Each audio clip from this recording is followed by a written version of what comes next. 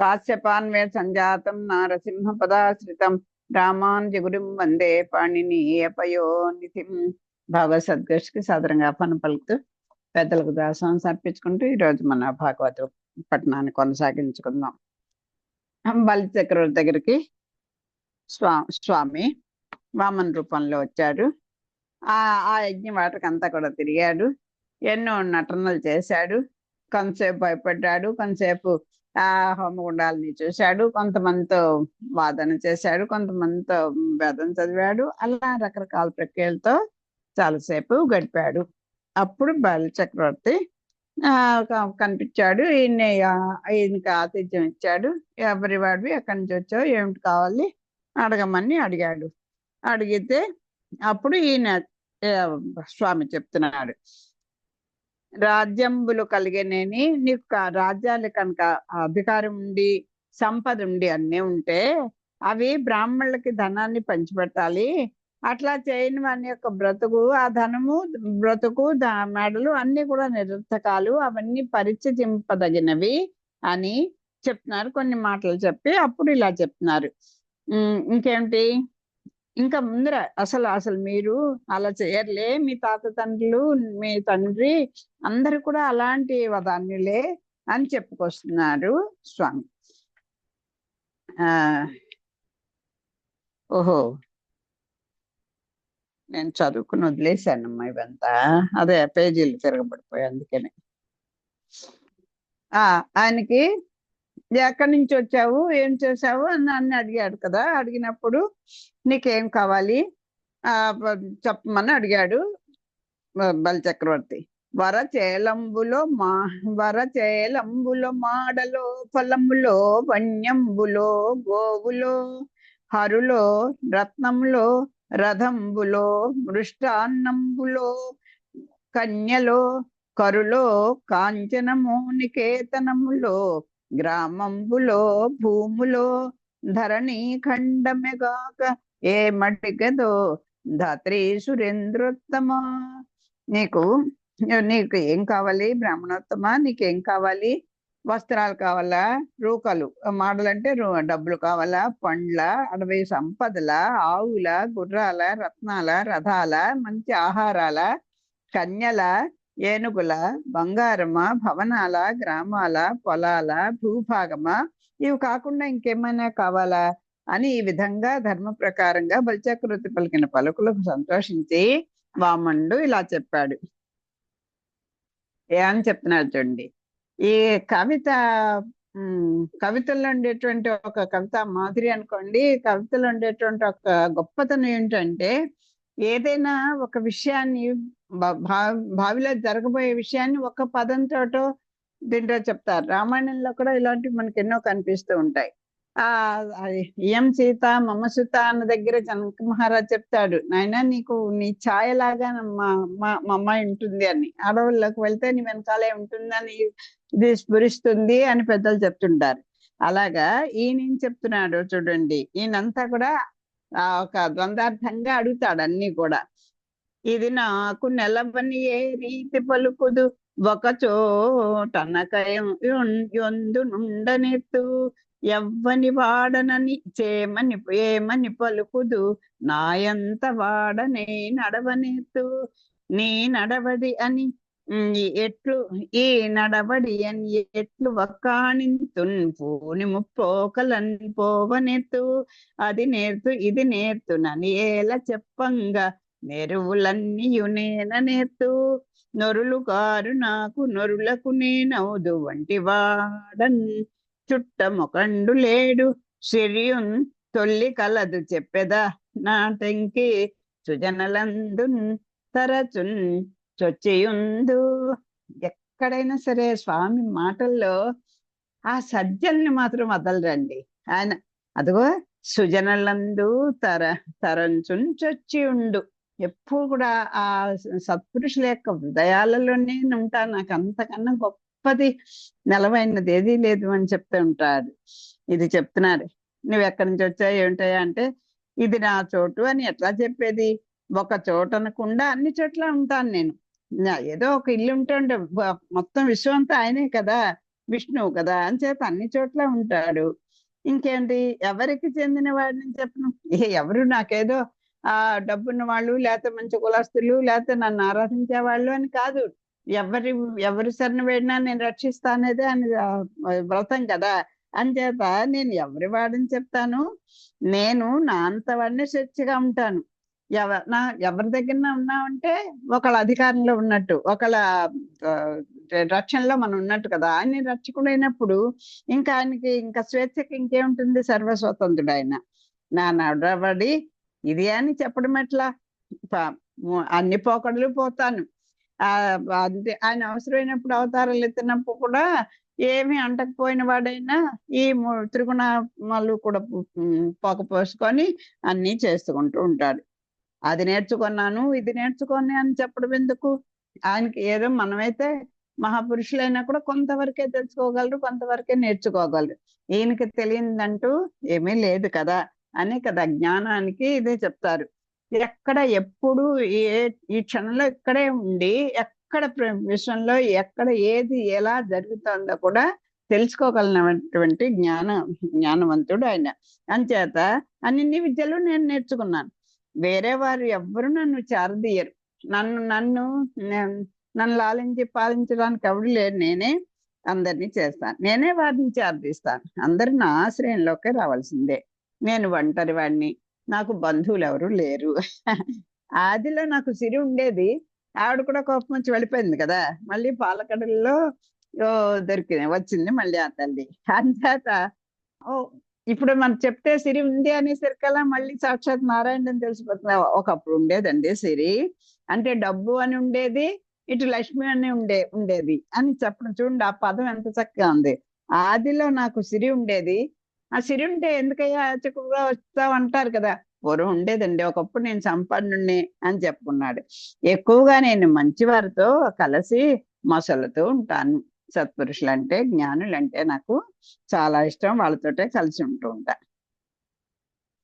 జననాథ ఈ మాట సత్యంబు సత్కీర్తిదంబున్ కులార్హంబు ధర్మయుతమున్ కరుణానువర్తులు ఘన సత్వమూర్తులు గాని మీ కులమందున్ గలుగరులు. రణభీరువులు వితరణ భీరువులు లేరు, ప్రత్యర్థులర్థులు బ్రబ్బి కొనక దాన సౌండిమమున్ తనుపుదురు.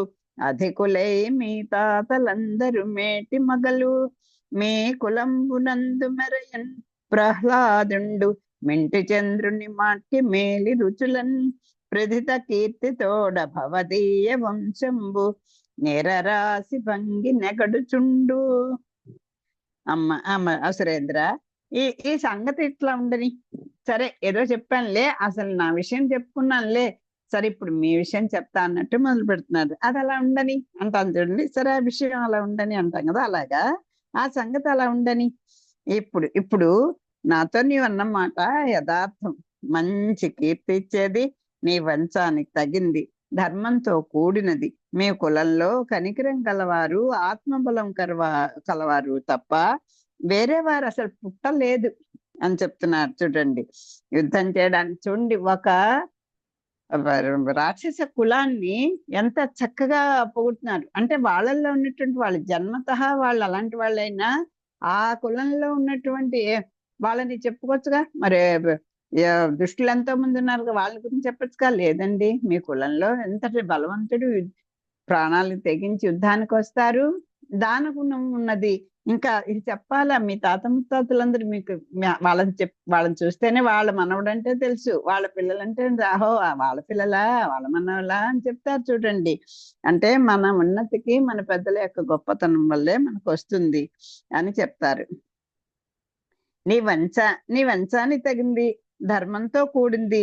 మీ కులంలో కనికరం గలవారు, ఆత్మబలం కలవారు తప్ప వేరే వారు పుట్టలేదు. యుద్ధం చేయడానికి, దానం వేయడానికి మీ వంశంలో భయపడేవారు లేనే లేరు. వీళ్ళకి అసలు ఉదాహరణగా ఇచ్చేయాలంటే లేదు. ఎవరన్నా దండెత్తి వచ్చినప్పుడు ప్రాణాలకి తెగించి యుద్ధం చేయాలంటే అది కదా రాజుల యొక్క పరాక్రమం ఉండాలి. ఆ రెండు మీ దగ్గర ఉన్నాయి. అంచేత దరిచేరిన ప్రత్యర్థులకు పరాక్రమంతోనూ, ఎవడైనా నిన్నే గెలుస్తాను వచ్చిన వాడికి వాడిని మట్టి కరిపిస్తారు. ఎవడైనా దేహి అని వస్తే నాయన దిక్కులేదు నువ్వే నాకు ఆశ్రయం ఉన్న వాడికి అర్థులకు దానంతో తృప్తి కలిగిస్తారు. రెండు ఉండాలి మహారాజులకి కూడా, ఏలికగా ఉన్న వాళ్ళకి. మీ తాతలందరూ మేటి వీరులు. దానికి ఉదాహరణగా ప్రహ్లాదుని చెప్తున్నారు. ఇంకా ప్రహ్లాదు ఏంటి ఎంతంత గొప్పవాళ్ళు ఉన్నారని చెప్పుకొస్తాడు అనమాట. మీ వంశంలో ప్రహ్లాదుడు ఆకాశంలో వెలిగే చంద్రుని వల్లే మేలైన కాంతులతో ప్రకాశిస్తాడు. మీ వంశము సమృద్ధమైన కీర్తితో సముద్రం వల్లే పెంపారుతున్నది. అలా పొంగి పొలుతోంది మీ వంశం అంతా కూడా. ఏమిటి డబ్బులతో కాదు, కీర్తితో అని చక్కగా చెప్తున్నారు. అది కదా కావాల్సింది. డబ్బు ఉన్నందుకు దానగుణం ఉండాలి, అవన్నీ నిలబెట్టేది కూడా కీర్తే. అంతే. ఈ డబ్బు అంతా మీరు అంత ధనవంతులు ఇంత ధనవంతులు అంటే ఆ ధనానికి ఒక చక్కటి ఇది మీరు కలిగించుకుంటున్నారు, దానం ఇస్తున్నారు, దానం చేస్తున్నారు. మీ కీర్తి చెప్పాలా, సముద్రలా పొంగి పొర్లుతోంది.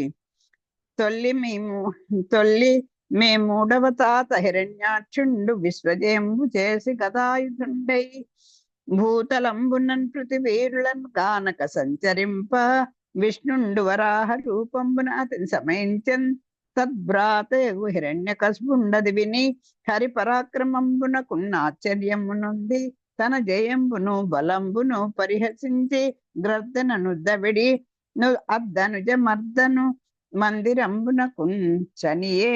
అప్పుడు ఒకసారి ఏమైందో తెలుసా, మీ మూడో తాత హిరణ్యాక్షున్నాడే ఆయన మొత్తం ఈ విశ్వాన్నంతా కూడా విశ్వజయం చేసి మొత్తం విశ్వానంతా కూడా తన వశంలో చేసేసుకోవాలనుకుని గదాధరుడై ఆ భూతలము మీదకి వస్తే విష్ణుడు అప్పుడు వరాహ రూపంగా వచ్చి అతన్ని సమయించాడు, మట్టు పెట్టాడు. అప్పుడు దాంతో తన భ్రాత అయినటువంటి ఆయన తమ్ముడైనటువంటి హిరణ్యకశిపుడు ఉన్నాడు కదా, అతను అది విని అది నా తమ్ముని అంతటి పరాక్రమంతుని చంపేశాడా అన్నట్టు ఆశ్చర్య పొంది జయమును బలంబును పరిహసించి ఆ విష్ణు యొక్క జయాన్ని బలాన్ని కూడా వాడినైతే చంపాడు, నన్ను నా దగ్గర చూసుకుందా అన్నట్టుగా అది జయమును బలంబును పరిహసించి వెంటనే ఆ ధనుజమర్దన్ తన తమ్ముడైనటువంటి ఆ రాక్షసుని చంపినటువంటి ఆ స్వామి యొక్క అదే ఆ విష్ణు యొక్క మందిరానికి వెళ్ళిపోయాడు. ఎవరు? హిరణ్యకశిపుడు. పూర్వం మీ మూడవ తాత అయిన హిరణ్యాక్షుడు విశ్వాన్ని జయించి గదాదండాన్ని ధరించి భూలోకమంతా తిరిగాడు. ఎక్కడ అలా నా తమ్ముని చంపినవాడు ఎక్కడ అని అనుకుంటూ, మరి చిన్న పెద్ద నాకు తెలియదు కానీ అనుచుడు అంటాడు, తర్వాత పుట్టినవాడే అదే తమ్ముడే. ఈయన హిరణ్యకశిపుడే పెద్దవాడు. భూలోకమంతా తిరిగినాడు, ఎక్కడా పగవాడు కనిపించలేదు.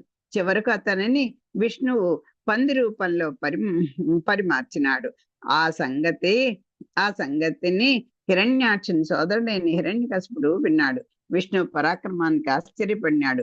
విష్ణు విజయాన్ని బలాన్ని తోలనాడినాడు. వెంటనే విష్ణువు పట్టణమైన వైకుంఠం పైకి దండెత్తన్నాడు.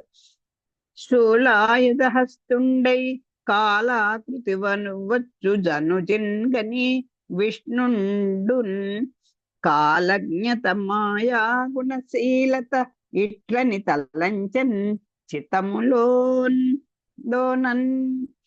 అప్పుడు అది ఇలాంటివి ఎన్నో మాటలు ఎన్నో సందర్భాల్లో మనం చెప్పుకున్నాం. ఎవడైనా మన మీదకి వస్తే మనకి ఇప్పుడు మన శరీరం సహకరిస్తుందా, మన శక్తి సహకరిస్తుందా, మన మనసు సహకరిస్తుందా, దానికి కావాల్సినటువంటి సంపద మన దగ్గర ఉందా, ఎన్నో చూసుకోవాలండి. అది కాలానికి కట్టుబడి సృష్టిని కూడా స్వామి కూడా కాలం వచ్చినప్పుడే చేస్తాడు అని నిన్నే చెప్పుకున్నాం. అలాగా ఎందువల్ల కాలజ్ఞత, తన యొక్క మాయాగుణం, శీలత, ఇవన్నీ కూడా మనసుడు స్వామి తన యొక్క గొప్పతనాలన్నీ ఒక్కసారి పరిశీలించుకున్నాడు. అప్పుడు శూలాన్ని ధరించి ప్రళయకాల యముని వలె వస్తున్న హిరణ్యకశిపుని చూసి సమయాసమయములు గుర్తించగల మాయల మారి కనుక విష్ణువు తన మనస్సులో ఇట్లా ఆలోచించాడు. ఆయన తలుచుకుంటే అని చెప్పండి, కానీ దానికి ఒక పద్ధతి ఉంటుంది. ఆయన వీళ్ళని ఎలా సంహరించాలో అలాగే సంహరించాలి కదా. అంతే సమయాసమయాలు, ఇది సమయమా సమయం కాదా, ఇది అనుకూలమైన కాలమా కాదా అనేది ఆ విజ్ఞతతోటి చేయాలి ఏ పనైనా. స్వామి అది నేర్పుతున్నాడు మనకి. ఇలా మనసులో ఇట్లా ఆలోచించాట. ఎదురై పోర జయం పరాదతి నిన్ రాదిత నిన్ కా కా- గాక ఎందేనియున్ పోవ భీప్రదుండై ప్రాణుల తోలు మృత్యువు క్రియంబై వచ్చు నంచున్ క్రియా విదుండు అబ్జాక్షుండు సూక్ష్మ రూపమున ఆవేశించి నిశ్వాస రంధ్రదిశన్ జైత్యు హృదయంతరాళమునన్ ప్రత్యక్ష క్రియాభీరుండై. ఈ హిరణ్యకశిపుణ్ణి యుద్ధంలో ఎదిరించి జయించడానికి వీల్లేదు. అట్లు కాకుండా నేను ఎక్కడికైనా వెళ్ళిపోతే ఇక లోకంలోని ప్రాణులపైకి మృత్యు మాదిరిగా దండెత్తి భయపెట్టి పారద్రోలుతాడు అనుకొని విష్ణు ఉపాయాన్ని ఆలోచించాడు.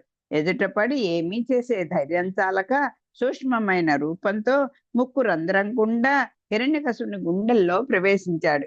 చూడండి ఎన్ని ఎన్ని ఎన్ని పాటలు పడతాడో సజ్జల్ని రక్షించడానికి, దుష్ట శిక్షణకి కూడా. ఎప్పుడు పడితే అప్పుడు అలా ప్రయోగించాడు ఆయుధాలని. ఎంత ఎంత ఉపయోగం. ఇదిగో ఆయనకి ఏం కావాలి? అవతల వాళ్ళు నష్టపోకుండా ఉండాలి, తన వల్ల ఇతర ప్రాణులు నాశనం అయిపోకుండా ఉండాలి కదా. అమ్మో, ఇప్పుడు హిరణ్యకశిపుణ్ణి యుద్ధంలో జయించడానికి సమయం కాదు. ఒకవేళ పోనీ నేను ఎక్కడికి వెళ్ళిపోతే ఈ ఈ ఉన్న జనాల మీద ఎక్కడ్రా ఎక్కడ్రా ఆ మాయలు మరి ఎక్కడ్రా అంటూ అందరినీ పీడించి అందరినీ దండెత్తేసి అందరినీ చేసి తోలుతాడు. ముత్యుని తోలినట్టు తోలుతూ ఉంటాడు. అంచేత ఏం చేయాలి? ఇంకా వనాలు వెతికేస్తాడు, పురాలు వెతికేస్తాడు, అదే సూక్ష్మమైనటువంటి ఎక్కడ అదే అంతా వెతికేస్తాడు, అందరినీ భయపెట్టి పారద్రోలేస్తాడు అనుకొని ఒక ఉపాయం తోల్చింట. ఎదుటపడి ఏమీ చేసే ధైర్యం చాలక, అంటే ఆయనకి సాక్షాత్తు స్వామికి ఆ ధైర్యం చాలేదా అంటే ఎందుకుండదు, కానీ చేసామంటే ఆ పని సక్సెస్ అవ్వాలి అంతే. నీకు జ్వరంతోటో నీరసంతోటో పడుంటూ నేనేదో ఆ పరీక్ష కట్టిస్తా ఈ పరీక్ష కట్టిస్తాను అని అక్కర్లేని దీనికి వెళ్ళిపోతే శక్తి ఎక్కడ వస్తుంది? చాలదు కదా. అలా కొన్ని ఆలోచించుకొని చేసుకోవాలి. అప్పుట ఆ హిరణ్యకశిపుని ముక్కు రంధ్రాల నుంచి లోపలికి వెళ్ళిపోయాట. తన ఊపిరిలాగా మారిపోతే ఇంకెక్కడుంది? తన ఊపిరి ఎక్కడుందో తను ఎవడు కనిపెట్టలేడు కదా. అది అలా చేసేసాట. అంత ఆ దైత్య వల్లభుండు వైష్ణవ ఆలయంబు చొచ్చి వెతకి హరిన్ గానక కోపంబు మానక మిన్ను మన్ను అన్వేషించి ద్రివంబున నరసి దిశలన్ పరికించి భూ వివరంబులు వీక్షించి సముద్రంబులు వెతకి పురంబులు శోధించి వనంబులు విమర్శించి జగంబున అదృష్ట శత్రుండైన మార్గణంబు సాలించి తనలో ఇట్లనియే. ఇంకా హిరణ్యకశిపుడికి ఇంకా ఎక్కడా కనపట్లేదు. ఆ వైకుంఠపురంలోకి స్వామి దీంట్లోకి వెళ్ళినా కూడా హరి ఎక్కడ కనపడలేదు. కోపం ఓ పక్కన ఉన్నది, అదేంటి హరి కనపడలేదు, కోపం మానలేదు. రెండు అలా ఆయన కోసం వెతుకున్నాడు తీవ్రమైనటువంటి కోపంతో. భూమి ఆకాశాలన్నీ వెతికేశాడు. త్రివంబులు 3 లోకాలు, దిశలు, అదేంటి భూ వివరాలు, భూమిని కూడా బద్దలు చేసింది.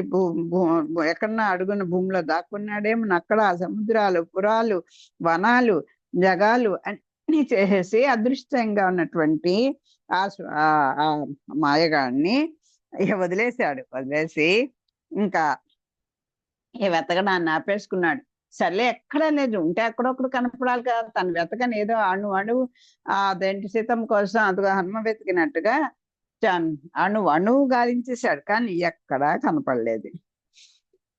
పగవాడు మడియనోపును తగండేను ఎదురు పడండే దేహదారులకు తెగిన ఎడన్ పరగ మీదను పగగొనదగదనుచు నుడిగెన్ ప్రాభవ శక్తిన్. పగవాడు మడియనోపును తగడేనియున్ ఎదురు పడడే దేహదారులకు తెగిన ఎడన్ పగర మీదను పగగొన తగదు. అంటే చూసారా అంటారు ఏంటి మరణాంతాన్ని వైర్యాన్ని చచ్చిపోయాక కూడా వైరం వదలక వాళ్ళ మీదే ఇంకా కక్షలు పెట్టుకుని అవే తలుచుకొని ఆ కక్షను ఇంకోళ్ళ మీద తీర్చుకునేటువంటి కొన్ని ఇది పెట్టుకుంటూ ఉంటారు. అది తప్పు. ఆయన చనిపోయిన తర్వాత ఇంకా వాళ్ళ మీద పగ ఏంటండి అంటాను చూసారా. అప్పుడు చెప్తున్నాడు, నా పగవాడు మరణించి ఉండవచ్చు, మరణించకుండా ఉంటే నన్ను ఎదుర్కోకుండా ఉంటాడు. అంత నా తమ్ముడిని చంపిన వాడు నన్ను ఎదుర్కోకుండా ఎందుకుంటాడు? బహుశా చనిపోయి ఉంటాడు. మరణించిన వారి పగవారిపై పగ పూనడం తగదు కదా అని తనలోని తను అనుకొని తను ఆ దండయాత్ర ఆపేశాడు. అటువంటి మీ ముత్తాతయ్య హిరణ్యకశిపుడు సుగుణాల రాసి అది అది అట్లుండని మళ్ళీ చెప్పలేదు చూడండి. కథ చెప్పలే కదా, నేనే ఆయన కూడా సంహరించానని చెప్పకూడదు కదా. అంచేత అక్కడికి అంత తెలియక అక్కడికి ఆపేశారు. ఆ హిరణ్యకశిపుడు సుగుణాల రాసండి. ఏమండి అంత సుగుణాలు రాసి ఏంటండి? అంత విష్ణుని కొసాకు ద్వేషించాడు, బాధలు పెట్టాడు, అన్ని చేశాడు కదా. అంటే నిరంతరం స్వామి స్మరణలోనే బతికారండి ఈ శత్రువులను కూడా. రావణాసుడైనా, మరి కంసుడైనా, మరి శిశుపాలుడైనా, హిరణ్యకశిపుడైనా వీళ్ళందరూ కూడా విరోధం చేత అయినా చెప్తారు కదా, ఒక శ్లోకంలో మనకు వస్తుంది. హేళనగా అయినా లేకపోతే విరోధంతో అయినా ఏదో ఏదో పొగుడుతూనే తిడుతుందా పొగుడుతుందా అన్నట్టు తెలియకుండా అలాగానో లేదా ఒక అవమానకరంగానో అలా చెప్తూ అలా ఎలా తలుచుకోండి. ఆయన ఎప్పుడు ఆయన యొక్క కరుణ వాళ్ళ మీద ఉంటుంది. ఇదిగో అది మీ ముత్తాత అయినటువంటి హిరణ్యకశిపుడు కూడా చాలా సుగుణాల రాసి. సర్లే ఆ విషయం అలా ఉండని అని మళ్ళీ దాన్ని దాటివేస్తున్నాడు స్వామి. ఆతుర భూసురగతి గతిన్ ఆతుర భూసురగతిన్ పురుహూతాదులు తన్ను వేడనుగిన్ కొండనుచున్ మీ తండ్రి ఇచ్చే వాయువు ఏ తన్మాతృండవే నీవు ఈ లోకం ఇదిగో మీ తాతల విషయం చెప్పాను. ఇక నీ తండ్రి దగ్గరికి వస్తే చూడు, ఆ దేవతలందరూ వచ్చి మాయవేషంలో బ్రాహ్మణులాగా వచ్చి ఏం కావాలని అడిగితే నీ ప్రాణాలు ఇమ్మనడితే హాయిగా ఇచ్చేసాడు కదా నీ తండ్రి. ఎంతటి వాడండి బలచక్రవర్తి తండ్రి, మర్చిపోయినప్పుడు ఆయన పేరు. నీ తండ్రి మాత్రం సామాన్యుడా? ఇంద్రాదులు బ్రాహ్మణుల వల్లే బాధ నటించుతూ అడుగు ఏం చెప్పాడు? తన్ను వేడన్ నొగిన్ కొండంచు. తీసుకోండి మీకు ఏది కావాలంటే తీసుకోండి, అలాగే తీసుకోండి అని చెప్పి సరే తీసుకోండి అంటూ నీ తండ్రి వారికి తన ఆయువుని దానం చేశాడు. తన ప్రాణాలు కొత్త తీసుకోండి అని ఇచ్చేశాట. నీవు కూడా నువ్వు మాత్రం తక్కువవాడు, అలాంటి కులంలో పుట్టిన వాడివి. అంచేత నీ తండ్రి ఇచ్చే వాయువు ఏ తన్మాత్రుండవే నీవు ఈ లోకంలో, నువ్వు మాత్రం ఏమన్నా తక్కువ వాడు, వాళ్ళకి ఏ మాత్రము నువ్వు తీసిపోవు కదా అని పొగుడుతున్నాడు బలిచక్రవర్తిని స్వామి. ఏలితివి 3 జగములు తోలితివి ఇంద్రాది సురలన్ తొల్లిటి వారిని పోలితివి దాన గుణముల చాలితివి రాక్షసులను సంరక్షింపన్. ఈయన మరి అసురేంద్రుడు కదా, ఈ రాక్షసు రాదు కదా ఆయన. అంచేత నువ్వు హాయిగా నీకేంటయ్యా ముల్లోకాలు పాలించావు, ఇంద్రాదేవతలందరినీ కూడా ఓడించేసావు, దానం ఇవ్వడంలో సుగుణాలలోను నువ్వు పూర్వ పెద్దలకు నువ్వు కూడా సమానమే, వాళ్ళకేమి తీసిపోని వాడివి. ఇక రాక్షసు సంరక్షించడంలో కూడా చక్కగా సమర్థుడివి అని చెప్తాను. రాజ్యంబు కలిగనేనియు పూజులకు యాచకులకు భూమి సురులకన్ భాజ్యముగ బ్రతుకండే ఏనియు త్యాజ్యంబులు వాణి జన్మ ధన గేహంబుల్. ఎందుకండి ఆ పుట్టుకెందుకండి? ఎంత ఉంటే మాత్రం ఏంటండి అంత లోపితండి? ఎందుకు ఆ పుట్టుక, ఎందుకు ఆ సంపద, ఏమిటి ఉపయోగం? ఒక్కనాడు ఆయన అనుభవించలేదండి, ఒక్కడికి ఏమి పిలికి బిచ్చం పెట్టలేదండి అని చెప్పుకుంటారు చూడండి. ఒక్క ధనమే కాదు, ఏమిటండి ఆ జీవితం? ఏదో గొడ్డులా బతికేశాడు, తిన్నాడు, తిరిగాడు, అలాగే పోయాడు. ఏమీ ఒక ఆదరించిన వాడు లేడు, కుటుంబాన్ని చూసుకోలేదు, బంధుని చూసుకోలేదు, తను చూసుకోలేదు అంటూ జన్మ గురించి చెప్తారు. అలాగే ఈ మేడలు మిద్దెలు ఎంతో సంపాదించాడు. ఎంత సంపాదించండి, జీవితం అంతా వాళ్ళ తరతరాలకి సంపాదించి పెట్టడమే, దాంట్లోనే బతికేశాడు. ఎక్కడ ఆత్మజీవనానికి అసలు వాడికి దృష్టే లేదు. అలా రకరకాలుగా చెప్పుకుంటారు కదా. చెప్పుకోవడం ఏంటి, అవన్నీ త్యాజ్యములు. అలాంటి ధనము, అలాంటి బతుకు, అలాంటి ధన సంపద ఏది కూడా త్యాజ్యములు, విడవదగినవి. మరి ఏమిటి ఉంటే అప్పుడు గౌరవించారు? రాజ్యంబులు కలిగి రాజ్యాధికారం కలిగినప్పుడు, నీకు శక్తి ఉన్నప్పుడు, నువ్వు అన్ని విధాల సత్తు కలిగిన వాడివి, ఏం చేయాలి? ఆ బ్రాహ్మణులకు, నిన్ను ఆశ్రయించిన వాళ్ళకి ఆ ధనాన్ని పంచిపెట్టాలి. అట్లా చేయని వారి బ్రతుకు, ధనము, మేడలు నిరర్థకములు, త్యాజ్యములు. అవి అంటే పరిత్యజింపదగినవి. మున్నెన్ను దుర్వదాన్యుల నెన్నెడుచో నిన్ను త్రిభువనేశుండనుచున్ ఇన్ని దినంబుల నుండి ఎన్నండును నిన్ను పెట్టుమనుచు పెట్టుమనుచున్ ఏంట్రము సేయన్. ఇదిగో ఒక్క మాట చెప్తాను చూడు. నీ గొప్పతనం, నీ కోరిక, నీ వైభవము, నీ ఉదారత, నీ దాన గుణము, నీ పరాక్రమం, అందరు ఆ నోట ఈ నోట ఈ నోట అన్నట్టు ఎక్కడ చూసినా బలి బలి బలి అని నీ విషయమే చెప్తున్నారయ్యా. కానీ ఎప్పుడైనా నిన్ను అడిగానా నేను? చెప్పు. ఎప్పుడైనా నిన్ను పెట్టుమనుచున్ ఏండ్రముసేయన్, ఎప్పుడన్నా నిన్ను బాధ పెట్టానా, నిన్ను పీడించానా అంటున్నాడు. ఇప్పుడు పీడించడానికి వచ్చాడు కదా ఆయన, అందుకు ఈ పదాలు. ఇదే కవి యొక్క చాతురి. అది చెప్తున్నారు. ఎప్పుడైనా నిన్ను అలా అడిగానా అనేచ్చు కదా. నిన్ను ఎప్పుడైనా అలాగా పీడించానా, అంటే ఇయ్యమని ఇచ్చేసానా అని చెప్తున్నాడు. అంటే నైనా ఇప్పుడు నేను అందుకే వచ్చాను అని చెప్పడానికి అనమాట. అదే బాగుంది. వంటివాడ నాకు ఒకటి రెండడుగులు మేరయమ్ము సొమ్ము మేరయొల్లా కోర్కి ధీర బ్రహ్మ కూకటి ముట్టెద దాన కుతుక సాంద్ర దాన కుతుక సాంద్ర దానవేంద్ర. ఏం కావాలి ఏం కావాలని అడుగుతున్నావు కదా.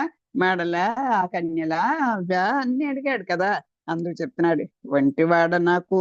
వంటివాడ ఏం చేసుకుంటానయ్యా, ఒంటరి వాడిని, ఒక్కడిని. అదే అందుకే కదా అతనికి వచ్చాడు. ఇంత భిక్ష అంటే వేస్తే చాలు, నేను హాయిగా నా బతుకు నేను బతుకుతా అన్నట్టుగా. అందుకే కదా వేషం అంతా మార్చుకుని అలా వచ్చాడు. అంచేత వంటివాడిని. సరే, నాకు ఎక్కడొక్కడ నువ్వు ఇంత భిక్ష వేస్తే తింటాను, రైటే. కానీ పడుకోవడానికి ఏదో ఒక షెల్టర్ ఉండాలి కదా. కాస్త 3 అడుగులు నేల పోయ్యా, ఎక్కడొక్కడ తలదాచుకుంటాను. ఈ ఎండా వాళ్ళు పడలేకపోతున్నాను, బాధపడుతున్నాను. ఎక్కడొక్కడ చూడండి పాపం, ఈ తుమ్ముల్లో వాటిల్లో ఎక్కడో వీటి పక్కన పడి నిద్రపోతుంటారు పాపం, వాళ్ళకి షెల్టర్లు ఉండవు. అలాగే ఈయన చిన్న షెల్టర్ చూపిస్తారు. ఒక 3 అడుగులు నేల వేయబయ్యా అని చెప్పి అడుగుతున్నాడు. చూడండి, వంటివాడ నాకు 1 2 అడుగులు, 1 ఇంకా 2, ఆ 2 ఒక వేరు, ఈ 1 వేరు. ఆ 1 2 అడుగు 3 అడుగులు ఇచ్చేయి అనొచ్చు కదా. 1 2 అడుగులు మేరయమ్ము సొమ్ము మేరయొల్లా కోర్కె తీరా బ్రహ్మ కూకటి ముట్టెద. నువ్వు ఇచ్చిన ఈ 3 అడుగులతో బ్రహ్మ లోకాన్ని కూడా దాటిపోయి మొత్తం అక్కడ దాకా నేను వెళ్ళిపోతానని ఒక అర్థంతో, నాకు అదే బ్రహ్మాండం అండి, మీరు ఏదో ఇది ఇచ్చారు, ఎంత బ్రహ్మాండం అండి, నాకు ఇదే చాలు అనేస్తాం. కానీ ఇక్కడ ఆ బ్రహ్మకు కూడా నేను ముట్టేస్తాను, దాన్ని కూడా చుట్టు పెట్టేస్తానని ఒక అర్థమైతే, నాకు అదే బ్రహ్మాండం, దాంతో తృప్తి పడిపోతాను అని చెప్తున్నాడు. రాక్షస రాజా, నీవు నాకు ఏవేవో ఇవ్వాలని కుతూహల పడుతున్నావు. నేను ఒంటరి వాడిని, నాకు సొమ్ములు భూములు అక్కర్లేదు, ఏం చేసుకుంటాను? నేను ఎప్పుడు ఈ ధన్యం వేసుకొని ఏదో ఈ గుడ కట్టుకొని ఆ దోలు పట్టుకొని ఏదో ఇలా తిరిగేవాడిని. అంతే, భూములు ఇవన్నీ నాకు అక్కర్లేదు. 3 అడుగుల నేల మాత్రం ఇవ్వు, దాంతో తృప్తిపడి బ్రహ్మానందం పొందుతాను అని విధంగా అడిగిన బామ్మతో బలిచక్రవర్తి ఇట్లా అన్నాడు. ఉన్న మాటలెల్ల ఒప్పును విప్రుండ సచగతులు వృద్ధ సమ్మతంబు అడుగన్ తలంచి కొంచెం అడిగిత వచ్చెల్లా దాత పెంపున్ సొంపున్ తలంపబలదే. ఏదో మోడీ గారి దగ్గరికి వెళ్ళి, ఏమండి నాకేం నక్కలేదు, మంచి డ్రెస్ కొని పెట్టండి చాలంటే ఎలా ఉంటుందో అలాగ అడుగుతున్నాడు ఈయన. అండ్ ఈయన చెప్తున్నారు అప్పుడు, కొంచెం ఎందుకు ఇంత కష్టపడి వచ్చావు, నేనేమిటో నా సత్తా ఏమిటో కనిపెట్టుకొని ఇవ్వాలి కదా. ఒక దాత ఉన్నాడంటే ఆయన ఇవ్వగల సమర్థుడా కాదా, ఇచ్చేటువంటి దృష్టి ఉందా లేదా, ఇవన్నీ చూసుకోవాలి. నువ్వంతా ఇంత పొగిడావు మా తాత ముత్తాతలు నేను అంటున్నావు, తీరా వచ్చిన తర్వాత నువ్వు 3 అడుగులు 3 అడుగులు అన్నావు. అంచేత దాత పెంపును సొంపు తలంపవలదే. ఆ దాత యొక్క సొంపు పెంపు, అది ఆ ఆ కీర్తి ప్రతిష్టలు, ఆ సంపదని, వీటన్నిటిని కొంచెం దృష్టిలో పెట్టుకోవాలి కదా. సరే నువ్వు అడిగావు, నీకు కావాల్సింది ఏదో నువ్వు అడిగింది మంచిదే అనుకో. ఇప్పుడు ఈయన వెళ్ళి ఓ ధనరాశిలో ఇందుకని ఏదో ఇవన్నో కావాలని కోరితే అందరూ నవ్వుకుంటారు కదా, ఏంటి ఈ బ్రహ్మచారి గడు ఏం చేసుకుంటాడు, ఇవన్నీ అని అపహాస్యం చేస్తారు కదా. అంచేత సత్యగతులు వృద్ధ సమ్మతంబు, ఉన్న మాటలలో ఒప్పు. నువ్వు ఇప్పుడుండా నువ్వు చెప్పింది చాలా బాగుంది, మాటకి సత్యాలే. పెద్దలు కూడా నీ మాటలకి అందరూ కట్టుబడి ఉంటారు. కానీ అడిగి కొంచెమే అడిగో.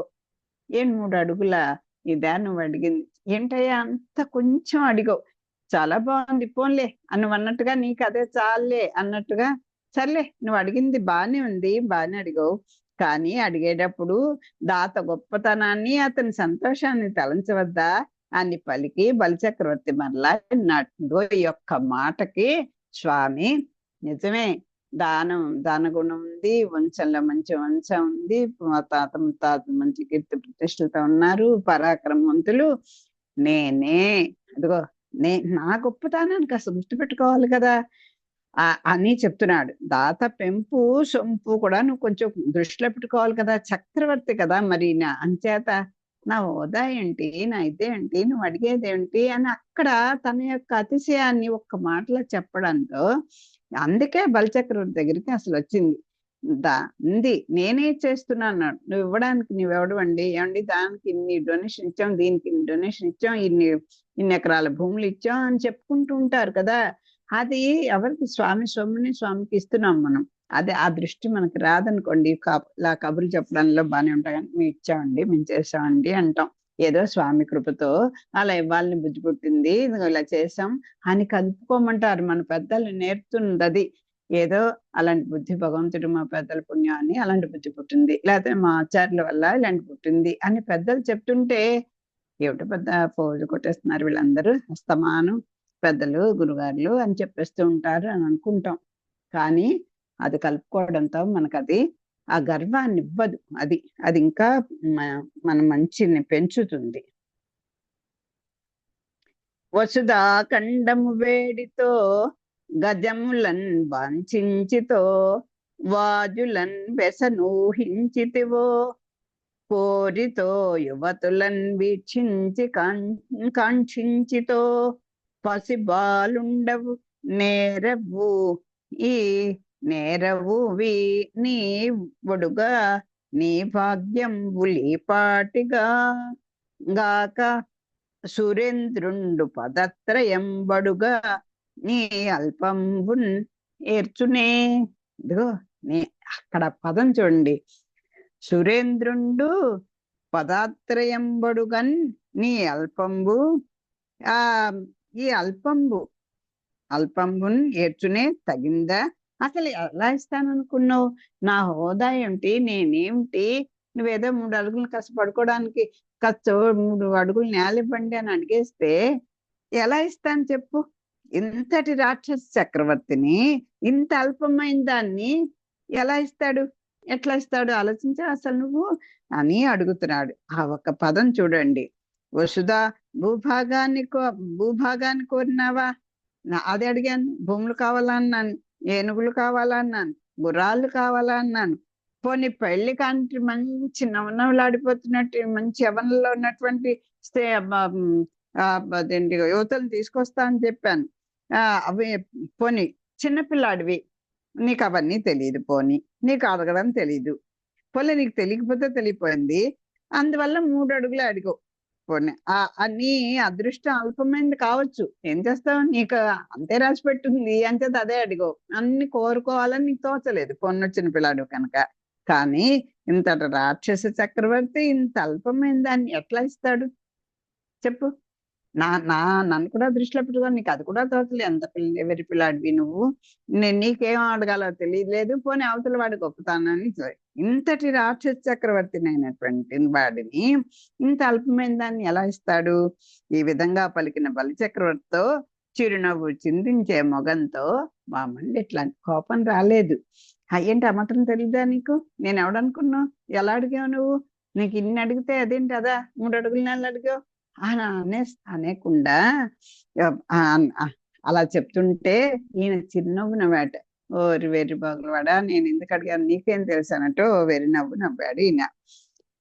గొడుగు జన్నితము కమండలువు నాకు ముంజియో దండము ఒడుగేనెక్కడ భూములెక్కడ కరుల్ వామాక్షుల స్వంబులెక్కడ నిత్యోచిత కర్మమెక్కడ మద కాంక్షామితంబైన 3 అడుగుల్ మేరయ త్రోవకిచ్చుటది బ్రహ్మాండంబు నా పాలికిన్.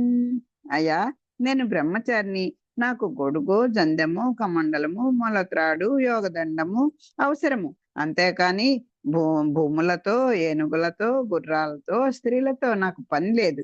వాటికి నా నిత్య కృత్యాలకు సంబంధం లేదు. కాదని త్రోసివేయకుండా నా కోరికకు తగినట్లు ఆ 3 అడుగుల చోటిస్తే అదే నా పాలిటికి బ్రహ్మాండము. ఇదిగా నువ్వు ఇచ్చావంటే 3 అడుగులు నేను ఇస్తాను, ఒక మాటను మొత్తం ఈ బ్రహ్మాండాలన్నిటినీ కూడా ఆక్రమించేస్తాను అనేటువంటి పదం మనకి భావిలో జరగబోయే విషయాన్ని తెలియజేస్తున్నారు కవి.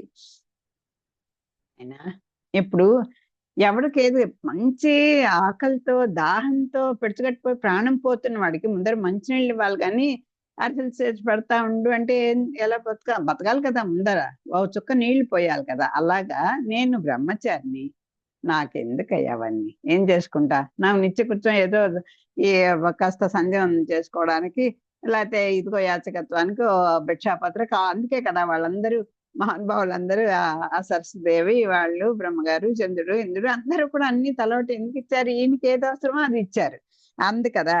మిగతాన్ని నేనేం చేసుకున్నా, నా ప్రవృత్తి ఏమిటి, నువ్వు ఇస్తానన్నది ఏంటి అన్న సంబంధం ఉందా అన్నట్టుగా చెప్తున్నారు. అంచేత ఏమనుకోకుండా నేను అడిగింది నాకు ఇవ్వండి అని ప్రాధాయపడినట్టుగా అడిగేస్తున్నాడు.